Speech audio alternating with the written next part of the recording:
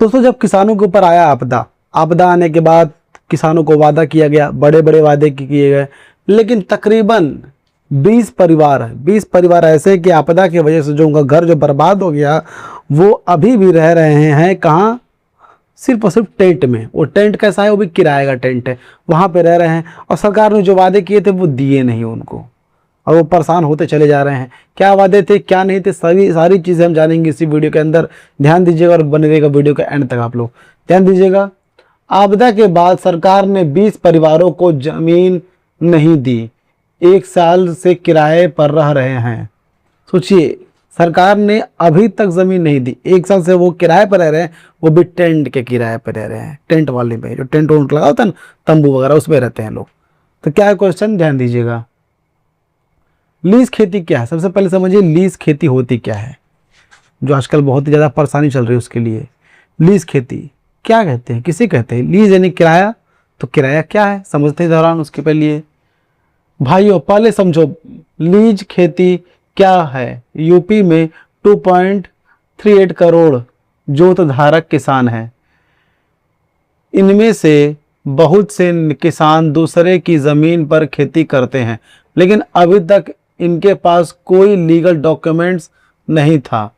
नया कानून कहता है ज़मीन मालिक अपनी ज़मीन तय समय पर लिए लीज पर दे सकता है और खेती करने वाले को उस ज़मीन पर निर्भर अधिकार मिलेगा। देखिए दोस्तों, यूपी के जो किसान है वो हैं क्या, कितने? देखिए 2.38 तकरीबन समझ लीजिए 2.5 करोड़ जो किसान है, वो सिर्फ खेती पर ही जो है क्या बोलते हैं उसको, निर्भर है। वो खेती पर ही निर्भर है। और उसके दौरान क्या हो रहा है, जब वो लीज पर लेते हैं खेती, तो ये नियम ये कहता है कि वो जिससे भी लीज पर ले रहे हैं, यानी किराए पर ज़मीन ले रहे हैं, उसके वो प्रीमियम भरते रहें, और जब तक वो चाहे तब तक वो जोत बो सकते हैं। ये जोत करता जितने किसान हैं उनका एक आंकड़ा है अपने हिंदुस्तान का, वो है 2.38 करोड़। ये उनका एक आंकड़ा है, ये हमें समझना जरूरी है। सोचिए इतनी ज़्यादा आबादी वाले देश में सिर्फ किसान की मात्रा कितनी है? 2.38 करोड़, यानी 2.5 करोड़ भी नहीं है। और इतने ज़्यादा लोगों की आपूर्ति करता है वो खाने से। कैसे, समझते हैं आगे। किसानों को क्या फ़ायदा होगा? अब समझिएगा दोस्तों, किसानों को फ़ायदा क्या होगा इस सभी चीज़ों से, क्योंकि ऐसा नियम आ रहा है जिस नियम के तहत किसानों के लिए कुछ नियम आ रहे हैं। लेकिन क्या नियम आ रहे हैं और किसानों को क्या फ़ायदे होंगे, समझिएगा। और इस टॉपिक को हम आखिरी लास्ट में कवर करेंगे, क्योंकि अभी हम फ़ायदे नुकसान समझते हैं। तो किसानों को जो हटाया जा रहा है, जो भगाया जा रहा है, कहीं से भी निकाल कर कहीं भी भगा दिया जा रहा है, ये लोगों को समझना होगा। ध्यान दीजिएगा भाइयों, इस कानून से किसानों को यह फायदे होंगे। पहला बैंक लोन मिलेगा, अभी तक जमीन नहीं थी इसलिए लोन नहीं मिलता था। दूसरा, फसल बीमा मिलेगा। तीसरा, पीएम किसान और बाकी सरकारी योजनाएं का फायदा मिलेगा।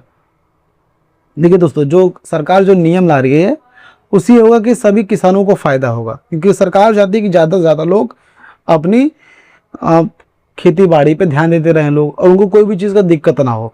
तो जो योजना ला रही है उसमें कई फायदे हो सकते हैं। मान लीजिए उनके पास तो ज़मीन नहीं थी पहले, क्योंकि वो तो लीज पर ले रहे थे, लीज पर जोत रहे थे, बो रहे थे ज़मीन लेकर। और उसके बाद जो है कि जब ये नियम आ जाएगा तो उनको पहले तो लोन नहीं मिलता था, क्योंकि उनकी ज़मीन नहीं थी कुछ भी गारंटर के तौर पर रखने के लिए। लेकिन अब उनके पास ये नियम रहेगा कि आप किसी बैंक से वो लोन ले सकते हैं जो भी वो लेना चाहें। दूसरा है फसल बीमा मिलेगा। और ये भी है कि बीमा का जो फसल का जो बीमा होता है, मान लीजिए कुछ ज़्यादा खराबी वगैरह निकल जाए फसल में, क्योंकि भारी मात्रा में जो इसमें पैसे लगे होते हैं, तो ऐसे कुछ दौरान में कोई दिक्कत ना हो जाए तो ये चीज़ का भी उसको बीमा मिलेगा, ताकि कोई दिक्कत हो तो बैंक उसे समझ ले। तीसरा, पीएम किसान और बाकी सरकारी योजनाओं का फायदा होगा। चौथा है 3 साल का लोन एलिजिबिलिटी कार्ड मिलेगा। देखिए दोस्तों, 3 साल का लोन एलिजिबिलिटी कार्ड मिलेगा, यानी यहाँ तक कि पीएम किसान योजना के तहत कोई भी नियम आएंगे तो उनको ये फ़ायदा मिलता रहेगा किसानों को, क्योंकि सरकार चाहती है किसान जो है ज़्यादा से ज़्यादा इसमें अपनी बढ़ोतरी करें और ज़्यादा से ज़्यादा अनाज जो है पैदा करें, ये लोगों को समझना होगा। और ये भी है कि पांचवा है, किसान को लीगल आइडेंटिटी मिलेगी। यह सब सुनने से में बहुत अच्छा लगता है, लेकिन अब सुनो असली खतरा। तो फिर दोस्तों ये सारे नियम अभी तो सुनने में तो अच्छा लग रहे थे, लेकिन असली खतरा कहाँ है ये कोई बात ही नहीं करता, सरकार तो ये बात ही नहीं करती। लेकिन असली खतरा कहाँ है, कहाँ परेशानी होती, कहाँ लोग बेघर हो जा रहे हैं, ये अब समझने वाली बात है। क्या है, ध्यान देते हैं। सबसे बड़ा खतरा क्या है, अब समझिएगा सबसे बड़ा खतरा क्या है। क्या है, हाँ भाइयों, यह सबसे जरूरी बात है। इस कानून में सबसे बड़ा खतरा है जमीन मालिक के लिए। पहला खतरा है अगर किसान ने जमीन पर 12 साल से ज्यादा खेती की तो वो एडवर्स पोजीशन का दावा कर सकता है। दूसरा, सोचिए दोस्तों, इस नियम के तहत सबसे ज्यादा जो परेशानी होने वाली है किसान को कभी नहीं होगी, परेशानी सिर्फ जमीन के मालिकों को होगी, क्योंकि वो तो दे दे रहे हैं जोतने बोने के लिए किसानों को, और किसान उस पर जोत रहा है बो रहा है। कोई किसान कोई फ्रॉडिया निकल जाता है, वो आराम से 12 साल वाला नियम लगा सकता है मालिकाना हक साबित करने के लिए और मालिकाना हक दावा करने के लिए। क्या है, वो रहता है एडवर्स पोजीशन का। अब इसमें क्या कर सकते हैं लोग, इसमें क्या भाई क्या कहेंगे कि हमने इसको लीज भी दी है लेकिन तब भी वो दावा कर ले रहा है, तो इससे कैसे बच सकते हैं, ध्यान दीजिएगा। दूसरा खतरा है लीज एग्रीमेंट में गलत शर्तें होने पर जमीन मालिक को नुकसान हो सकता है। यहाँ तक ये भी कि जो लीज का एग्रीमेंट लोग करते हैं, लीज वाला, यानी सीधे सीधे समझ लीजिए रेंट एग्रीमेंट। मान लीजिए अगर रेंट एग्रीमेंट वो कर रहे हैं किसी चीज़ को लेकर, अपने ज़मीन को लेकर के, तो उसमें जो शर्तें हैं उन्हें पता होनी जरूरी है। किसी भी शर्तों को उसमें एडजस्ट नहीं कर देना है किसान के मुताबिक, कुछ अपनी भी शर्तें रखे, कुछ उनकी भी शर्तें उसमें रखवाई, तब जाकर मेन बैलेंस तय होगा, वरना खतरा हमेशा मालिक को ही रहेगा। तीसरा खतरा, किसान जमीन खाली नहीं कर रहे तो कानूनी लड़ाई होगी। चौथा खतरा, जमीन की वैल्यू कम हो सकती है। और ये भी है दोस्तों, अगर किसान खाली नहीं कर रहा है ज़मीन तो उसमें जाहिर से बात लड़ाई झगड़ा होगा और ज़मीन की वैल्यू घटती चली जाएगी। जाहिर से बात है, जो ज़मीन पर ज़्यादा विवाद रहेगा उसकी कोई वैल्यू अच्छी मिलेगी नहीं और ना जल्दी कोई लेने के लिए तैयार होगा। इसलिए ज़मीन मालिक बहुत सावधान रहे। इसलिए इन नियमों से ज़मीन मालिक जो है हमेशा सावधान रहिए, क्योंकि सरकार जो नियम तो ला रही है लेकिन किनके लिए ला रही है ये पता नहीं।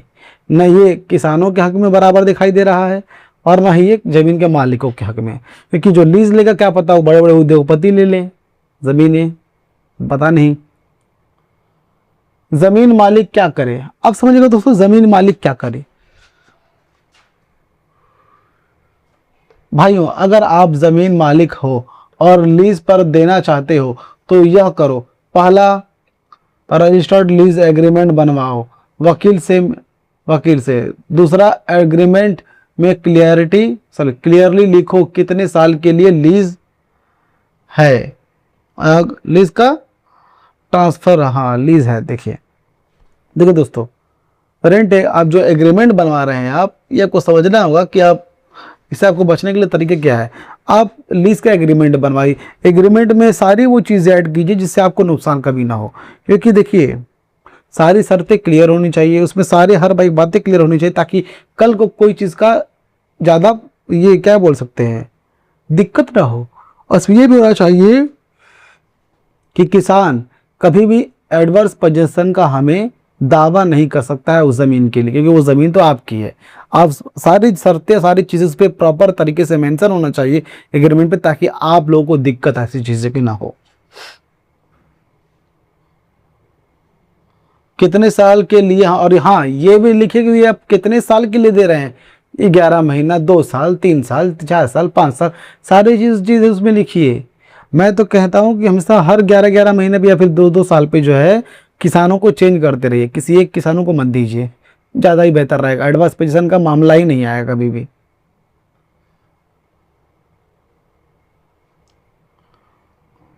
और तीसरा है लीज के अवधि 12 साल से कम रखो। चौथा है हर साल रेन्यूअल करो। और हाँ दोस्तों, जो मैं भी आपको बोल ही रहा था, नियम ये भी है कि 12 साल से कम की अवधि रखना लीज की, यहाँ तक कि रेन्यूअल की अवधि जो है हमेशा हर साल रेन्यूअल करते रहिए। आपकी जो रजिस्टर्ड जो पेपर है उसे हर साल रेन्यूअल करने के लिए रखिए, ज़्यादा बेहतर रहेगा। ज़्यादा लंबे समय तक का रेन्यूअल मत रखिए, 11-11 महीने बहुत है। 5वां, जमीन की खतौनी अपने नाम रखो, इसको ट्रांसफर मत करो, यह करोगे तो जमीन सेफ रहेगी। और ये भी है कि बहुत ही लोग क्या करते हैं, किसानों के नाम पर खतौनी ट्रांसफर कर देते हैं, लेकिन नहीं, खतौनी में नाम उन्हीं का रहना चाहिए जो असल में मालिक है। अगर आप ट्रांसफर कर देंगे तो कल को वही आपके ज़मीनों पर कब्जा करके बैठे रहेंगे, फिर आप हटाते रह जाएंगे, कोई फ़ायदा नहीं होगा, वो मालिक ही बन जाएंगे। दोस्तों आगे बढ़ते हैं। किसान क्या करे, आप समझिएगा दोस्तों, किसान क्या करे। अब किसान क्या कर सकता है, ध्यान दीजिएगा भाइयों। अगर आप दूसरे की ज़मीन पर खेती कर रहे हैं तो यह करो। पहला, रजिस्टर्ड लीज एग्रीमेंट जरूर बनवाओ। दूसरा, एग्रीमेंट में अपने सभी राइट्स क्लियरली लिखाओ। ठीक है दोस्तों, अगर आप किसान हैं तो समझिए कि अगर आपको किसी भी होने वाली परेशानियों से बचना है तो क्या करना चाहिए। सबसे पहले एक रजिस्टर्ड लीज का एग्रीमेंट बनवाइए। लीज का एग्रीमेंट बनवाइए रजिस्टर्ड, ताकि उसे कोई भी चैलेंज ना कर सके। यहाँ तक कि उसमें सारी राइट्स जो भी आपके हैं, जो भी आपके हक है, जो राइट्स, उसमें सारी चीज़ें क्लियरली लिखवाइए आप, ताकि दोनों पक्षों में कभी भी किसी भी चीज़ का मिसकम्युनिकेशन ना रहे। तीसरा, लोन एलिजिबिलिटी बनवा लो। यहाँ तक कि लोन का जो एलिजिबिलिटी जो कार्ड बन रहा है बैंकों की तरफ से इस योजना के तरफ से, वो आप जो बनवा लीजिए, क्योंकि पीएम किसान योजना यही कहता है कि जो एलिजिबिलिटी जो कार्ड है वो बनवा लीजिए बैंक में जाकर, तुरंत लेट मत कीजिए। चौथा है, सरकारी योजनाओं का फ़ायदा उठाओ। 5वां, अगर ज़मीन मालिक बेदखल करे तो कोर्ट जाओ। और ये भी है कि आपकी जो फ़ायदे मिल रहे हैं जो भी सरकार की तरफ से, उसका फ़ायदा उठाइए आप। और अगर बीच में एग्रीमेंट के दौरान बीच में अगर मालिक परेशान करता है जिसकी ज़मीन है, सीधा कोर्ट का दरवाज़ा खटखटाइए आप, क्योंकि एग्रीमेंट से पहले तो आपसे कोई ज़मीन नहीं खाली करवा पाएगा, भले वो मालिक क्यों ना हो, सरकार क्यों ना हो। दोस्तों